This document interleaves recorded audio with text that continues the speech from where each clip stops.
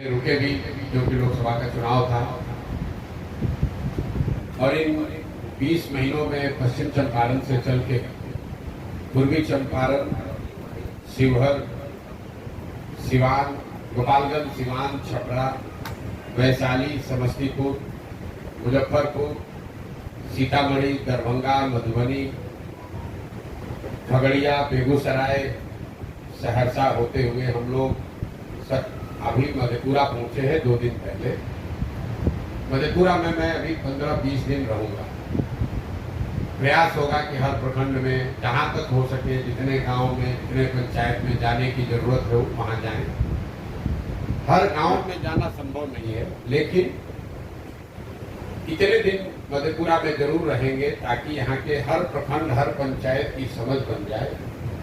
क्योंकि जन स्वराज का एक उद्देश्य ये है, इस पदयात्रा के जरिए हर पंचायत की जमीनी हकीकत को समझकर पंचायत वाइज अगले 10 वर्ष के विकास की एक योजना बनाई जाए। उस योजना में उस पंचायत के अगले 10 साल में विकास के लिए क्या कुछ किया जाएगा ये तो बताया ही जाएगा, लेकिन साथ साथ हम लोग 3 बात निश्चित तौर पर बताएंगे कि आपके यहाँ का हर पंचायत, हर एक पंचायत में बच्चों के पढ़ने की सुविधा कैसे होगी, 800 से 1200 नए रोजगार के अवसर कैसे पैदा किए जाएंगे, और वहाँ की कृषि को लाभदायक खेती कैसे बनाया जाएगा। ये 3 बात बिहार के 8,500 पंचायतों में हर पंचायत के लिए बनाई जा रही है। इसीलिए इतना समय लगता है। आप देख रहे हैं कि 20 महीने में कुल 17-18 जिले ही हम लोग चल पाए। करीब 60% बिहार हुआ। हालांकि जिलों की संख्या के हिसाब से आपको आधा दिखेगा, लेकिन कुछ जिले बड़े हैं, कुछ छोटे हैं, तो करीब 60% बिहार हम लोग चल पाए हैं। अभी आगे ये यात्रा 1 साल चले, 1.5 साल चले, अभी चलती रहेगी, इसको रुकना नहीं है। जो एक बार संकल्प लेकर काम शुरू किया है वो काम करते रहेगा। जन स्वराज इस अभियान में एक लक्ष्य ये भी है कि बिहार में विकल्प के अभाव में लोगों को, गलत नेताओं को, गलत दलों को जानते बुझते वोट देना पड़ता है। उससे बचाने के लिए एक नया दल और विकल्प बने, जो दल किसी व्यक्ति प्रशांत किशोर का, किसी जाति विशेष का, किसी एक परिवार का न होकर उन सारे लोगों का हो जो बिहार में एक नया दल, एक नया विकल्प बनाना चाहते हैं। तो जब मैं मधेपुरा में हूँ, जब मैं सहरसा में था, जब मैं पीछे के जिलों में था, तो एक लक्ष्य ये है कि वहाँ से वो उन सारे लोगों को इकट्ठा किया जाए जो लोग एक नया दल, एक नया विकल्प बनाना चाहते हैं। वो लोग राजनीतिक दलों से जुड़े हुए लोग हो सकते हैं, वो गैर राजनीतिक लोग हो सकते हैं जो बिहार के इस नए प्रयास में अपना कंधा लगाना चाहते हैं। जो भी आएगा वो सब मिलकर ही दल बनाएंगे। और जो घोषणा की गई है 2 अक्टूबर को, जब हम लोग करीब 70% बिहार कर लेंगे, तब तक सारे लोगों को इकट्ठा करके 2 अक्टूबर को नया दल बनेगा। जब ये दल बनेगा तो एक जो हम लोगों ने घोषणा शुरुआती दिनों में करी थी, जब ये दल बनेगा तो इसके नेता प्रशांत किशोर नहीं होंगे। तो दल का नेता कौन होगा? दल का नेता 2 अक्टूबर को जो लोग साथ में आकर दल को बनाएंगे, वो लोग मिलकर इस दल के नेता का, नेतृत्व का चुनाव करेंगे और उसको सार्वजनिक किया जाएगा, ताकि आपको पता चलेगा कि इस 2-2.5 साल के प्रयास से किन लोगों को बिहार से इस दल, इस विकल्प को बनाने के लिए जोड़ा गया है और कौन लोग हैं जो इस दल को आगे बनाएंगे और चलाएंगे। मेरी भूमिका जो अभी है, 2 अक्टूबर के बाद भी मेरी भूमिका वही रहेगी। मैं अपनी पदयात्रा जैसे अभी कर रहा हूँ, वो आगे गांव-गांव बिहार में घूमने, जानने, समझने का प्रयास वही करता रहूँगा। गांव-गांव में जाकर लोगों को बताना, समझाना कि उनको कैसे वोट देना चाहिए, क्या करने से उनकी गरीबी खत्म होगी, ये बात बताने की प्रक्रिया 2 अक्टूबर के बाद भी जारी रहेगी। अब मैं संक्षेप में अभी मेरे जो 20 महीने के अनुभव रहे वो आपको बताऊं। बिहार में इन सारे जिलों में 60% बिहार घूमने के बाद जो मुझे सबसे बड़ी समस्या लोगों ने बताई, जो आंखों से हमने देखी, कानों से सुना, उसमें पलायन और बेरोजगारी ये बिहार का सबसे बड़ा मुद्दा है। कई लोगों को लगता है कि पलायन जो है वो गरीबों की समस्या है। पलायन की जब हम बात करते हैं आपको लगता है कि पलायन का मतलब है लोगों का यहाँ से मजदूरी करने जाना। पलायन का ये समुचित चित्रण नहीं है। बिहार में पलायन से सिर्फ गरीब प्रभावित नहीं, बिहार में सिर्फ लोगों का बिहार से पलायन नहीं हो रहा है। बिहार में पलायन के 3 पहलू। यहाँ पर जो गरीब है वो तो मजदूरी करने जा रहा है, लेकिन जो मध्यम वर्गीय परिवार हैं, जो समृद्ध परिवार हैं, उनके बच्चे भी पलायन कर रहे हैं। पलायन से अछूते वो भी नहीं है। फर्क बस इतना है कि गरीब घर के बच्चे जो हैं वो मजदूरी के लिए बाहर जा रहे हैं और जो मध्यम वर्गीय परिवार के बच्चे हैं वो पढ़ाई नौकरी के लिए बाहर जा रहे हैं। श्रम का पलायन इसलिए है क्योंकि यहाँ से बड़े पैमाने पर बुद्धि और पूंजी का पलायन। इस बात को आप समझिए, यहाँ पर जितने लोग मजदूरी करने जा रहे हैं उतने ही लोग पढ़ाई और नौकरी करने भी जा रहे हैं। और इन दोनों के पीछे जो कारण है वो है पूंजी का पलायन। पिछले 30 वर्षों में, ये आंकड़ा दे रहा हूँ याद रखिए, पिछले 30 वर्षों में 1990 से लेकर पिछले वित्तीय वर्ष तक करीब 26 लाख करोड़ रुपया, याद रखिए 26 लाख करोड़ रुपया बिहार के लोगों का पैसा, ये बाहर का पैसा नहीं है, जो बिहार की गरीब जनता का पैसा है, ये बिहार के बैंकों ने यहाँ से दूसरे राज्यों में ट्रांसफर कर दिया है। 26 लाख करोड़ रुपया बिहार के लोगों का पैसा बिहार के बैंकों ने अपने माध्यम से उन राज्यों में भेज दिया जहाँ फैक्ट्री लग रही है, जहाँ रोजगार हो रहा है, जहाँ तरक्की हो रही है। और ये रिजर्व बैंक ऑफ इंडिया का आंकड़ा है। तो मेरा और जनसुराज का ऐसा मानना है कि जो श्रम का पलायन अगर रोकना है तो उसके लिए सबसे पहले पूंजी और बुद्धि का पलायन रोकना होगा, क्योंकि जब तक यहाँ पूंजी का निवेश नहीं होगा, जो बौद्धिक तौर पर पढ़े लिखे समझदार लोग नहीं होंगे, तब तक यहाँ उद्योग धंधे नहीं लग सकते हैं, रोजगार के अवसर नहीं पैदा होंगे। और जब वो रोजगार का अवसर होगा नहीं तो गरीब लोगों को मजबूरी में पलायन करते ही रहना पड़ेगा। तो जनसुराज की जो सोच है, जो हम लोग बता रहे हैं कि 1 साल में पलायन को रिवर्स किया जा सकता है, 1 साल में यहाँ से बाहर गए लोगों को वापस किया जा सकता है, उसके पीछे सिर्फ यही अध्ययन है कि यहाँ से अगर पूंजी का पलायन रोक दिया जाए, यहाँ से अगर बुद्धि का पलायन रोक दिया जाए तो बहुत बड़े पैमाने पर श्रम के पलायन को भी रोका जा सकता है। पलायन का एक जो सामाजिक पहलू है वो है इनका परिवार पर, आपकी हमारी जीवन शैली पर असर।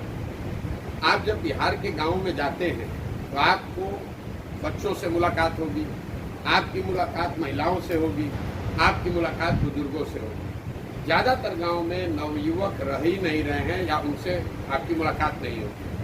जो प्रखंड या पंचायत बाढ़ प्रभावित है वहाँ 60 से 70% युवा गांव से बाहर ही रहते हैं। जहाँ बाढ़ नहीं भी आता है वहाँ पर भी 40-50% युवा बाहर रह रहे हैं। पर इस लंबे समय तक चले पलायन का असर ये हुआ है कि परिवार की संकल्पना ही खत्म हो गई है।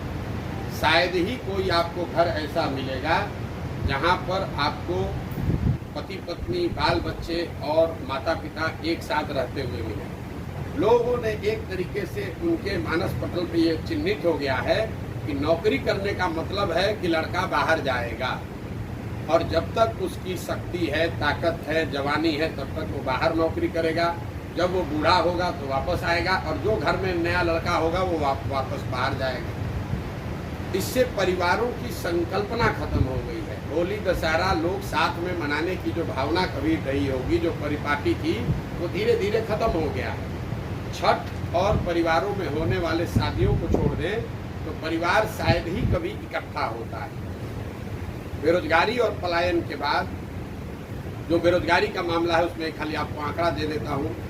एक नई बात लोगों को बताने की कोशिश की जा रही है कि सरकारी नौकरी दिया जाएगा। उसके लिए मारामारी की जा रही है कि हमने 2 लाख दे दिया कि 4 लाख दे दिया। किसने कितना दिया कितना नहीं दिया उस पर मैं बाद में आता हूँ।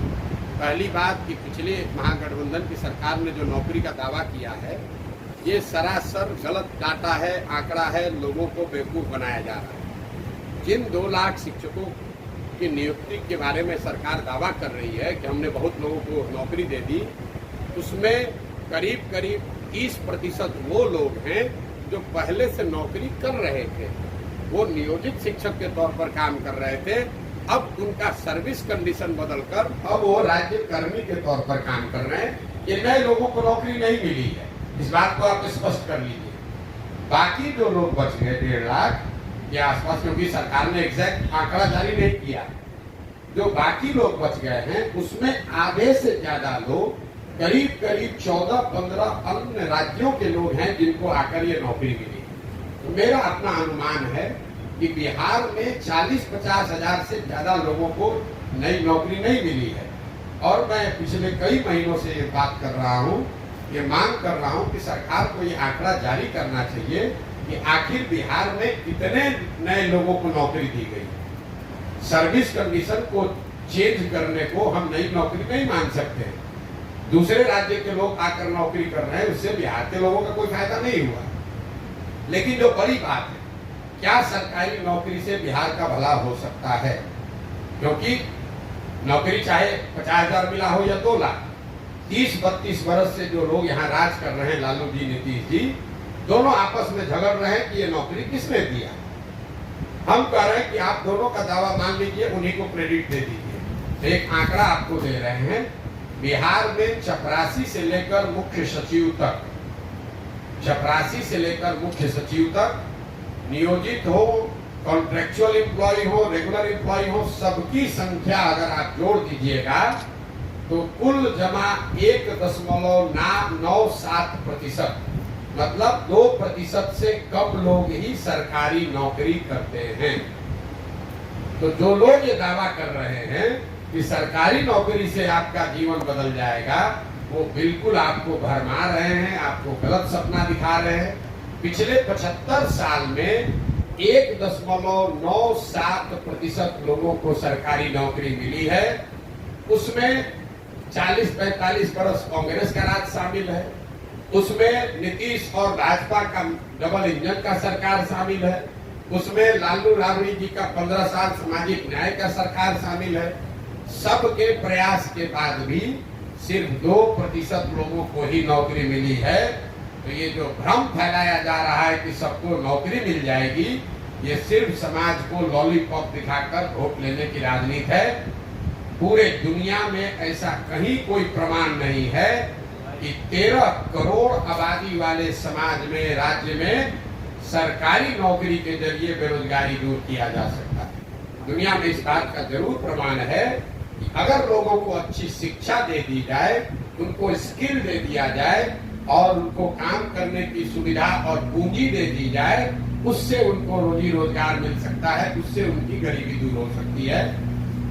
तो जन स्वराज का इस पर जो सोच है कि जब ये व्यवस्था बने तो पहला काम 15 साल से कम उम्र के बच्चों के लिए विश्व स्तरीय पढ़ाई की व्यवस्था की जाए, ताकि वो बच्चा आगे चलकर समाज पर, राज्य पर बोझ न बने।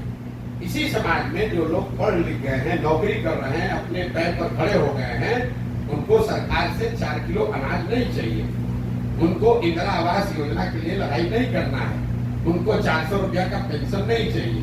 तो पूरे दुनिया भर के जो विद्वान लोग हैं, जिनसे जो लोग जन स्वराज की मदद कर रहे हैं, सुझाव दे रहे हैं, वो बता रहे हैं कि बिहार की व्यवस्था अगर बदलनी है तो सबसे पहला काम करना है कि 15 साल से कम उम्र के बच्चों को पढ़ाई की अच्छी व्यवस्था की जाए, ताकि वो समाज पर, समाज के संसाधनों पर बोझ न बने। दूसरा, 15 साल से 55 साल की उम्र के का जो वर्ग है, जिसको अब फिर से पढ़ाया नहीं जा सकता है, लेकिन इनको स्वरोजगार के लिए तैयार किया जा सकता है, उनके लिए पूंजी को उपलब्ध कराया जाए। अगर आपकी उम्र 35 है, 40 है, तो आपको सरकारी नौकरी नहीं मिल सकती है। अगर नौकरी आ जाए तब भी नहीं मिल सकती है। इनका दशा कैसे सुधरेगा? जो सबसे बड़ा वर्ग है, 15 से 55 की उम्र के लोगों को पूंजी की उपलब्धता कराई जाए, ताकि घर घर रोजी रोजगार खुल सके।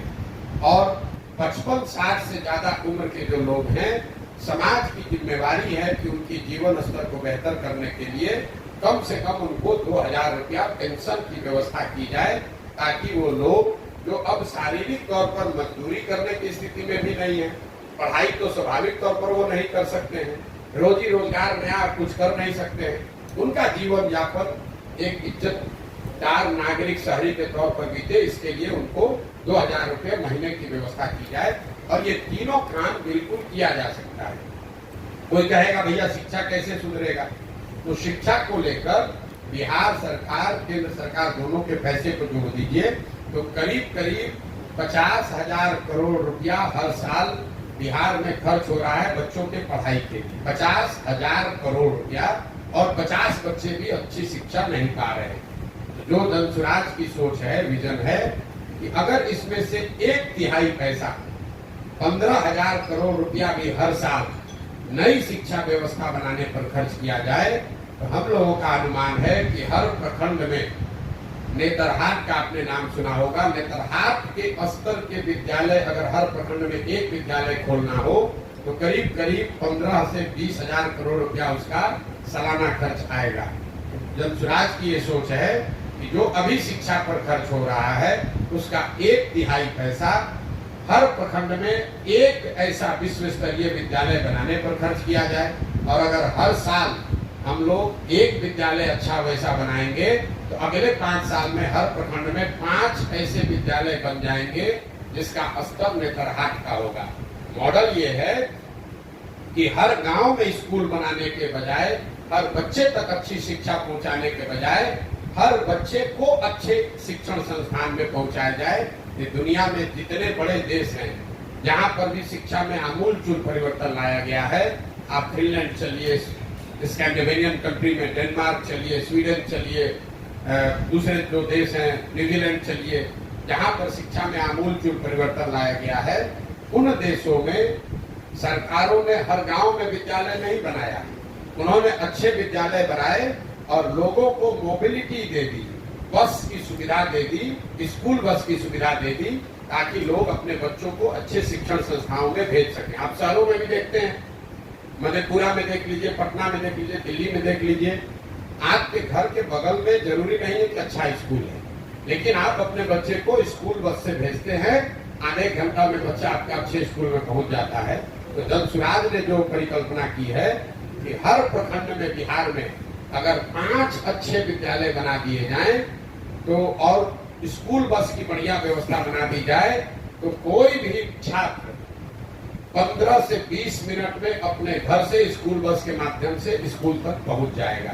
तो ये जनसुराज की सोच है बिहार में शिक्षा के, प्राइमरी शिक्षा के आमूलचूल परिवर्तन के लिए।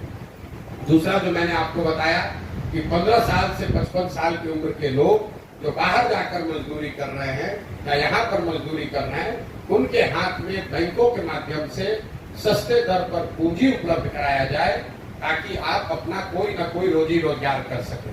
मैं आपको एक उदाहरण देता हूँ। मान लीजिए कि आपको बाल काटने आता है, आपको बाल काटने आता है, आपके पास 20,000 रुपया है, आप सैलून नहीं खोल सकते, लेकिन अगर सरकार की कोई व्यवस्था हो जिससे 80,000 रुपया, 1 लाख रुपया आपको सस्ते दर पर लोन मिल जाए तो आप अपनी 20,000 रुपया की पूंजी जोड़कर एक सैलून खोल लेंगे, खुद उसके मालिक बन जाएंगे, 4 आदमी को रोजगार भी देंगे और आप अपना परिवार भी चलाएंगे, 4 आदमी को रोजगार भी मिलेगा। अगर वो पूंजी नहीं है, आपको बाल काटने तो आता है लेकिन पूंजी के अभाव में आप जाकर पटना में, दिल्ली में मजदूरी कर रहे हैं बाल काटने का। तो ये जो सोच है कि जो लोग उम्र के उस पड़ाव से निकल गए जो इनको शिक्षा दी जा सकती है, उनके हाथ में पूंजी दिया जाए ताकि उनके पास जो कौशल है, जो स्किल है, उसके जरिए वो अपने और अपने परिवार के लिए रोजी रोजगार की व्यवस्था कर सके। तीसरा जो मैंने आपको बताया कि क्या 7 साल से सब उम्र के ज्यादा उम्र के सभी लोगों को 2,000 रुपया दिया जा सकता है। तो मेरा जो हम लोगों ने जो आकलन किया है, बिहार में 7 साल से ज्यादा उम्र के जितने महिला पुरुष हैं, अगर आप उनको 2,000 रुपया महीना देना चाहते हैं तो साल में कुल 12 से 15,000 करोड़ रुपए का खर्च आएगा। और बिहार सरकार का पिछले साल का बजट है 2,46,000 करोड़। तो मुझे ऐसा लगता है, और जो जिन लोगों को हम लोग सलाह ले रहे हैं, जिन लोगों से, वो बता रहे हैं कि ये बिल्कुल संभव है।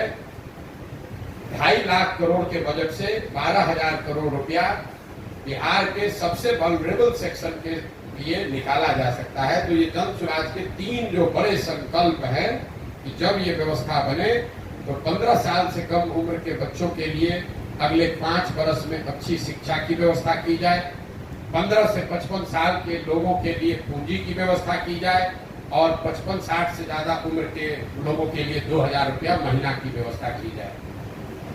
रोजगार और पलायन के बाद जो सबसे बड़ी समस्या दिखी वो है शिक्षा की समस्या। कोई ऐसा वर्ग नहीं है जो यहाँ पर ये ध्वस्त हुई शिक्षा व्यवस्था की बात की चर्चा नहीं कर रहा है। आप पगड़े हैं, पिछड़े हैं, गरीब हैं, अनपढ़ हैं, पढ़े लिखे हैं, युवा हैं, बुजुर्ग हैं, हर आदमी कह रहा है भैया स्कूल व्यवस्था खत्म हो गई है, पढ़ाई की व्यवस्था खत्म हो गई। हम लोग बिहार से के सरकारी स्कूल से मैं खुद पढ़ा हुआ।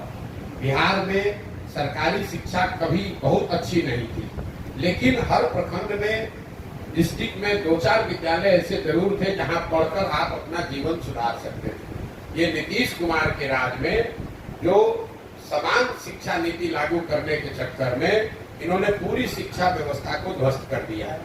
नतीजा ये हुआ है कि जहां विद्यालय हैं, जहां भवन है, वहां शिक्षक नहीं है, जहां शिक्षक हैं वहां भवन नहीं है, जहां दोनों हैं वहां बच्चे नहीं है, जहां तीनों है वहां पढ़ाई नहीं। कई लोग समाज में चर्चा के दौरान बताते हैं कि बिहार में शिक्षा व्यवस्था इसलिए ध्वस्त हो गई है कि यहाँ पर खिचड़ी बट रहा है स्कूल से। मैं इस बात को सिरे से खारिज करता हूँ। अगर खिचड़ी बटने से शिक्षा व्यवस्था खराब होती तो 7वीं क्लास के बाद से जितने विद्यालय हैं 7वीं क्लास के ऊपर के कक्षा में खिचड़ी नहीं बटती है, वहां पर पढ़ाई क्यों नहीं हो रही?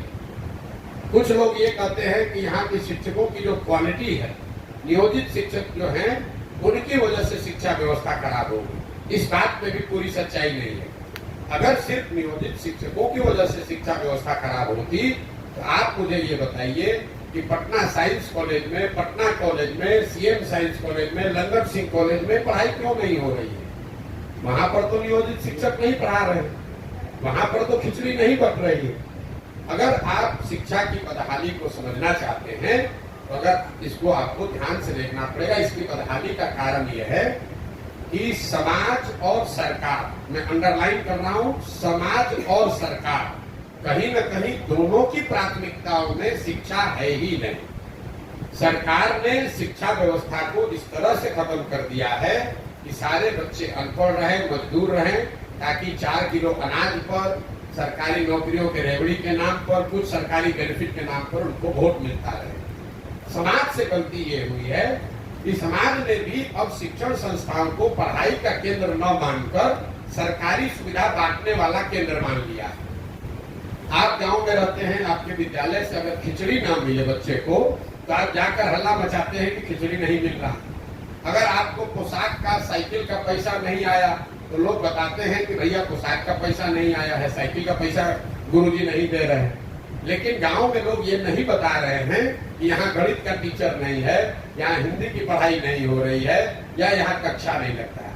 तो कहीं न कहीं समाज और सरकार दोनों की प्राथमिकताओं में शिक्षा खत्म हो गई है। वही कारण है कि शिक्षा का इतने बड़े स्तर पर यहाँ पतन हुआ है। खिचड़ी बंटना और शिक्षकों की क्वालिटी एक छोटा पहलू है। तीसरी जो सबसे बड़ी समस्या है वो किसानों की समस्या है। बिहार में जो किसान है उसकी बड़ी बदहाली है। कई लोगों को लगता है कि किसान तो भैया ऐसे ही रहेगा। तो मैं हमेशा बताता हूँ, यही खेती किसानी करके हरियाणा, पंजाब में लोगों ने, किसानों ने कितना पैसा कमाया है कि आप सुनते हैं, हम लोग देखते हैं कि बिहार के गांव-गांव से लोग जाते हैं पंजाब में मजदूरी करने। तो ऐसा क्या अलग है पंजाब की खेती में और बिहार की खेती में कि वहाँ के लोग खेती से पैसा कमा रहे हैं और हम लोग यहाँ खेती करने वाले लोग के खाने के लाले पड़े हैं? उसके मूल में 3 बातें। पहला है जल का कुप्रबंधन। यहाँ जो जल का संसाधन है, जो पानी का की व्यवस्था है, वो इतना उसकी अव्यवस्था है। यहाँ पर हम लोग जब पानी की बात करते हैं तो लोग समझते हैं बाढ़ की बात है। मैं आपको बता रहा हूँ, बाढ़ एकमात्र कारण नहीं है जल कुप्रबंधन के लिए। बाढ़ से बिहार में करीब करीब 40 से 50% कृषि योग्य जमीन प्रभावित होती है। बाकी बचे जो 50% जमीन है उसमें करीब करीब आधी जमीन, मतलब पूरे बिहार के एग्रीकल्चर की करीब 1/3 जमीन जल जमाव से प्रभावित है। ये आप बात को समझिए। बाढ़ की चर्चा खूब होती है, जहाँ पानी लग जाता है उसका आप कभी चर्चा नहीं करते। जो और नदियों के कटाव का जो मामला, नदी पर परिणाम ये हुआ है कि उत्तर बिहार में जो नेपाल से लगते हुए जिला है, दोनों चंपारण है, शिवहर है, सीतामढ़ी है, मधुबनी है, सुपौल है, ये जो तराई वाले जिला है, यहाँ पर बाढ़ है और नदियों के रास्ते बदलने से जो कटाव का मामला है, उससे सैकड़ों एकड़ जमीन लोगों की बर्बाद हो गई है। अच्छे खासे किसान ओवरनाइट नदी में रास्ता बदला, आपके जमीन पर बालू पड़ गया, आप बिल्कुल मजदूर गरीब हो गए। लेकिन जब आप तराई के जिलों से नीचे जाएंगे, आप गोपालगंज जाइए, गोपालगंज के बाद सिवान जाइए, सिवान के बाद छपरा जाइए, समस्तीपुर, वैशाली, मुजफ्फरपुर, दरभंगा, खगड़िया, इन जिलों में आप देखेंगे हर पंचायत में हजारों एकड़ जमीन ऐसी है जहां जल जमाव है, पानी निकलता ही नहीं है, वहां एक ही फसल होती है। इस पर कोई सरकार की चर्चा, न प्रेस में कोई बात होती है। लोकल स्तर पर लोग बात करते हैं कि भैया यहाँ 2000 एकड़ पानी लगा रहता है, लेकिन सरकार का कोई समुचित इस पर प्रयास नहीं है। और तीसरा पहलू है सूखे की। बिहार देश में, ये आंकड़ा याद रखिए, बिहार देश के बड़े राज्यों में एकमात्र ऐसा राज्य है जहां पिछले 10 वर्ष में सिंचित भूमि की मात्रा 11% से कम हो गई। याद रखिए, 10 साल में सिंचाई वाली जमीन 11% से कम हो गई। ऐसा क्यों? जो पहले से भी नहर बने हुए थे, जो नलकूप थे, माइनर इरिगेशन के प्रोजेक्ट थे, वो रख रखाव के अभाव में बंद हो गया है। तो जब हम लोग गांव देहात में चलते हैं तो लोग बताते हैं भैया ये नहर है, पानी कभी आता था, अब नहीं आता है, यहाँ बोरिंग था, कैनाल था, अब बंद हो गया है। तो ये जो पहली समस्या है, बाढ़, जल जमाव और सूखा, इन तीनों को मिलाकर जो इतना बड़ा कुप्रबंधन है कि करीब करीब 2/3 जमीन या तो बाढ़ से प्रभावित है, या जल जमाव से प्रभावित है, या पानी नहीं रहने के वजह से सूखे से प्रभावित है। दूसरी बड़ी समस्या है भूमि सुधार की। बिहार में समाजवाद की बात हुई, सामाजिक न्याय की राजनीति हुई, लेकिन बिहार में आपने भूमि सुधार की चर्चा कभी नहीं सुनी होगी। नतीजा ये है कि पूरे देश में 100 में 38 लोगों के पास जमीन नहीं है, जबकि बिहार में 100 में 60 लोगों के पास 1 इंच 1 धूर जमीन नहीं है। याद रखिए, 100 में 60 लोगों के पास बिहार में जमीन नहीं है। हजारों एकड़ जमीन ऐसी है जिसका मालिकाना हक भूमि सुधार लागू नहीं होने की वजह से डिस्प्यूटेड है। आप किसी भी कोर्ट कचहरी में चले जाइए, करीब करीब 1/3 केस कोर्ट में जमीनों के मालिकाना हक को लेकर जुड़ा हुआ है। तो जब जमीनों का मालिकाना हक क्लियर ही नहीं है, इसीलिए आपको दिखता है कि उनकी प्रोडक्टिविटी कम है, उसमें आप इन्वेस्टमेंट नहीं कर सकते। दूसरा जो इससे जुड़ा हुआ भ्रष्टाचार है, आपको रसीद कटाना है, दाखिल खारिज कराना है, 2000, 5000, 10,000, 20,000 रुपया दीजिएगा तभी काम होगा। पूरा ये जो भूमि राजस्व का मामला है, ये अंचलाधिकारी, उसके नीचे प्रखंडों में 1-2 कर्मचारी और 4-5 दलाल जिसको अटर्नी करते हैं, इन्हीं के कंधों पर है। यही लोग रजिस्टर 2 मेंटेन करता है, यही आपको जमीन का मालिक बनाता है, यही आपके जमीन पर डिस्प्यूट खड़ा करता है और यही आपसे पैसा कमाता है। बिहार में सबसे जरूरी है भूमि सुधार, भूमि का नाप फिर से किया जाए, भूमि का मालिकाना हक तय किया जाए। मुझे लाखों लोगों की जानकारी है, हजारों लोग मिले यात्रा के दौरान, जिनको अलग अलग सरकारों ने अलग अलग कालखंड में भूमि का पट्टा दे दिया कि भैया ये तुम्हारा जमीन है, 2 डिसमिल है, 3 डिसमिल है। जिसको पट्टा दिया उसको जमीन का हक नहीं मिला, जिसका जमीन एक्वायर किया गया उसने जमीन छोड़ा नहीं। नतीजा हुआ कि पूरी जमीन, कोई सरकारी कर्म हुआ है, कोई डिस्प्यूट में दूसरे वजह से है। ज्यादातर लोग अपनी जमीन को बेच ही नहीं सकते। आप जमीन बेचने जाइएगा तो पता चलेगा उसमें अब डिस्प्यूट है। और इन दोनों के बाद, जल कुप्रबंधन और भूमि सुधार के बाद, तीसरा यहाँ जो रूरल इकोनॉमी, किसानों की बदहाली है, उसकी वजह है किसानों के फसलों का उचित दाम का न मिलना। मैं 2 साल से पैदल चल रहा हूँ, मुझे कोई भी परिवार, कोई भी किसान ऐसा नहीं मिला जो यहाँ धान को उचित एमएसपी पर बेचा हो। यहाँ पैक्स की व्यवस्था, कोऑपरेटिव की व्यवस्था, मंडी की व्यवस्था पूरी तरीके से खत्म है। एक आंकड़ा फिर आपको दूंगा, याद रखिए। हम लोग कहते हैं पंजाब में किसान बड़ा धनी है। पिछले 10 वर्ष में पंजाब में 70% धान और करीब करीब 75% गेहूं सरकारी समर्थन मूल्य पर खरीदा गया है। बिहार में पिछले 10 वर्ष में 13% धान, सिर्फ 13% धान और 1% धान गेहूं ही सरकारी मूल्य पर खरीदा गया है। तो 2100-2200 रुपया वाला धान लोग 1400-1500 में बेच रहे हैं। और एक आर्थिक सर्वेक्षण बताता है कि बिहार में किसानों के फसलों के उचित दाम नहीं मिलने की वजह से हर साल यहाँ के किसानों को करीब करीब 15 से 20 हजार करोड़ रुपए का नुकसान हो रहा है। 15 से 20 हजार करोड़ रुपए का नुकसान हर साल इसलिए हो रहा है कि सारी तकलीफ, बाढ़, सूखे, जल जमाव के बाद जो फसल आप उपजा रहे हैं उसका आपको दाम नहीं मिल रहा है। तो ये जो 3 बड़ी समस्या मैंने आपको बताई, बेरोजगारी, पलायन, दूसरा ध्वस्त हुई शिक्षा व्यवस्था और तीसरा है किसानों की समस्या। इसके अलावा जो 3 सबसे ज्यादा सुने जाने वाला शब्द है वो है सरकारी विभागों में फैला हुआ भ्रष्टाचार, अफसरों की मनमानी और तीसरा हर व्यवस्था, हर सरकारी योजना में काटे जाने वाला कट, जिसको यहाँ पर दलाली का जो नया नाम है कट जो लगता है, 10%, 12%, 20% का जो कट है।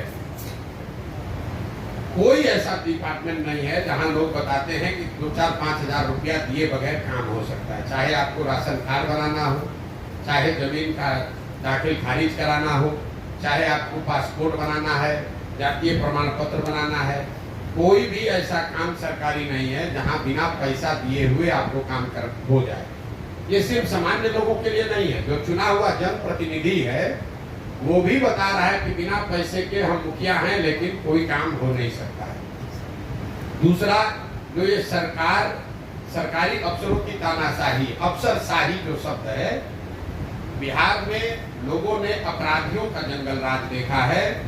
अब जो बिहार में व्यवस्था है इसको लोग सही बता रहे हैं कि ये अधिकारियों का जंगल राज है। आप चाहे सामान्य नागरिक हैं, आप पत्रकार हैं, चुने हुए प्रतिनिधि हैं, होगा वही जो अफसर चाहेगा। इसीलिए लोग बता रहे हैं कि लालू जी का राज अपराधियों का जंगल राज था, नीतीश का राज अधिकारियों का जंगल राज है। और तीसरी जो बात है वो है कट की, कि सरकारी योजना चाहे केंद्र की हो या राज्य की, कोई ऐसी योजना नहीं है जिसमें व्यवस्थित तरीके से 10 से 40% तक कमीशन नहीं लिया जा रहा है। अगर 5 किलो अनाज बांटने वाली योजना है उसमें 30 से 35 रुपया प्रति क्विंटल लोग अपना हिस्सा ले रहे हैं। उसमें ज्यादातर जगह पर विधायक शामिल हैं, उनका भी 6 से 8 रुपया प्रति माह उनको पैसा उसमें मिल रहा है। अंदाजा लगाइए, हर प्रखंड में 20 से 25 हजार अनाज आ रहा है, 20 से 25 हजार क्विंटल अनाज आ रहा है। हर क्विंटल पर 32 से 35 रुपया अनाज के से कमीशन काटा जा रहा है, जो कि अधिकारी और जनप्रतिनिधियों के बीच में बांटा जा रहा है। यही कारण है कि यहाँ पर लोगों को अनाज 5 किलो नहीं 4 किलो ही मिल रहा है। मनरेगा को देख लीजिए, मनरेगा में 100 रुपया जो मनरेगा में आना चाहिए था, 60 रुपया वो तो आया ही नहीं। मनरेगा का यूटिलाइजेशन, ग्रामीण विकास चलाने वाले मंत्री और सरकार यहाँ इतना उनका चमड़ी मोटा हो गया है कि पिछले साल 100 रुपया मनरेगा का जो मिलना चाहिए था दिल्ली से, हम लोग सिर्फ 40 रुपया लेकर आए, 60 रुपया लेकर ही नहीं आए। ये लोग मांग कर रहे हैं कि हमको विशेष राज्य का दर्जा मिलना चाहिए। आपकी जानकारी के लिए बता दूं कि पिछले साल 51,000 करोड़ रुपया अनस्पेंड बिहार सरकार ने, 51,000 करोड़ रुपया अनस्पेंड जो खर्च सरकार नहीं कर पाई वो बिहार सरकार ने सरेंडर किया। ये लोग क्या बात करेंगे? तो चाहे अनाज की योजना हो कि मनरेगा की योजना हो, प्रधानमंत्री गरीब कल्याण योजना, आवास योजना हो, शौचालय की योजना हो, कोई ऐसी योजना नहीं है जिसमें व्यवस्थित तरीके से कट नहीं काटा जा रहा है। इसके अलावा जो लोग यहाँ बता रहे हैं, जो मैंने आपको पहले भी बताया, जो मैं देख पा रहा हूँ, आधी से ज्यादा जनता, चाहे आप राजद के समर्थक हैं, बीजेपी के वोटर हैं, नीतीश के समर्थक हैं, ये मान रहे हैं कि बिहार में बदलाव चाहिए, एक नई व्यवस्था चाहिए और लोग उसके लिए तैयार हैं और किसी भी तरीके से वापस से लालू नीतीश का राज नहीं देखना चाहते हैं। इसका मतलब ये नहीं है कि लोग जनसुराज को चाहते हैं, ये कोई जरूरी नहीं है, लेकिन लोग बदलाव चाहते हैं, ये बिल्कुल स्पष्ट है। ये मेरा अभी तक का अनुभव रहा है। अब आपके जो सवाल है वो आप सवाल कर सकते हैं। भैया ये थोड़ा रख दीजिए ना। प्रशांत जी, आगे की तस्वीर आपके साथ है। गांधी जी की जो पद्धति थी, मेथड ऑफ मास मोबिलाइजेशन, पूरे बिहार के अंदर आप पद यात्रा कर रहे हैं, तो डाइवर्सिटी का